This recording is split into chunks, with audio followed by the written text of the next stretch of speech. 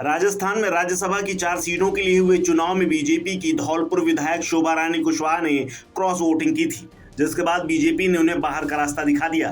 BJP ने अपनी विधायक शोभा रानी कुशवाहा पर गंभीर आरोप लगाए थे और 7 दिन के अंदर जवाब मांगा था। अब बीजेपी को शोभा रानी कुशवाहा ने जवाब दिया है।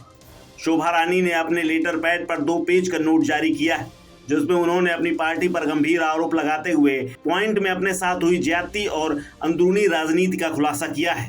क्रॉस वोटिंग कर चर्चा में आई बीजेपी विधायक शोभा रानी कुशवाहा ने खुला खत लिखा है। आलाकमान की कार्रवाई के बाद शोभा रानी ने बीजेपी को खरी खरी सुनाई है। पार्टी से बाहर किए जाने के बाद शोभा रानी मीडिया के सामने तो नहीं आई, लेकिन उन्होंने प्रेस नोट जारी करके बीजेपी नेताओं पर गंभीर आरोप लगाए हैं। उन्होंने कहा कि वो लोग 2023 में उन्हें राजनीति से बाहर करना चाहते हैं।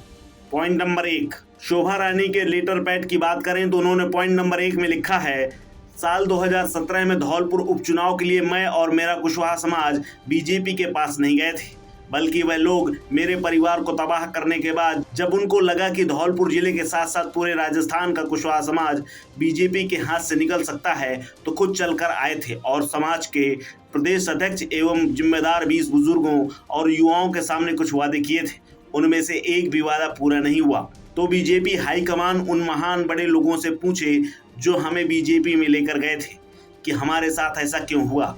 पॉइंट नंबर 2, धौलपुर नगर परिषद चेयरमैन चुनाव में मेरे समर्थक और बीजेपी के जन्मजात कार्यकर्ता एवं अग्रवाल समाज के प्रदेशाध्यक्ष गिरीश गर्ग की बहू को बीजेपी की ओर से नगर परिषद चेयरमैन का प्रत्याशी बनाया गया था।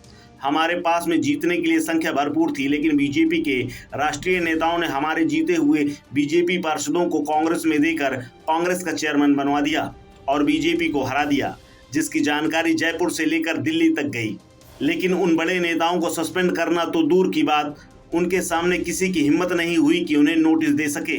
तो ऐसी पार्टी में कौन सा कार्यकर्ता या नेता काम करना चाहेगा। पॉइंट नंबर 3, शोभा रानी ने पत्र में लिखा कि हाल में हुए पंचायत समिति चुनाव में मैंने धौलपुर पंचायत समिति से पंचायत समिति प्रधान के लिए लोध समाज के श्री नवल लोध को बीजेपी प्रधान प्रत्याशी बनाया था, लेकिन बीजेपी के राष्ट्रीय नेताओं ने जानबूझकर अपने ही कार्यकर्ता से उसे हरावा दिया। अब बताएं ऐसी स्थिति में कौन सा नेता या कार्यकर्ता काम करना चाहेगा। दरअसल राजस्थान में राज्यसभा की 4 सीटों के लिए हुए चुनाव में बीजेपी समर्थित सुभाष चंद्रा को हार मिली है।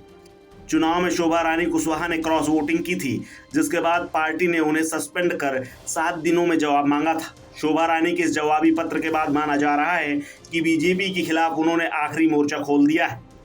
इस खबर में फिलहाल इतना ही। अपडेट्स के लिए बने रहिए वन इंडिया हिंदी के साथ।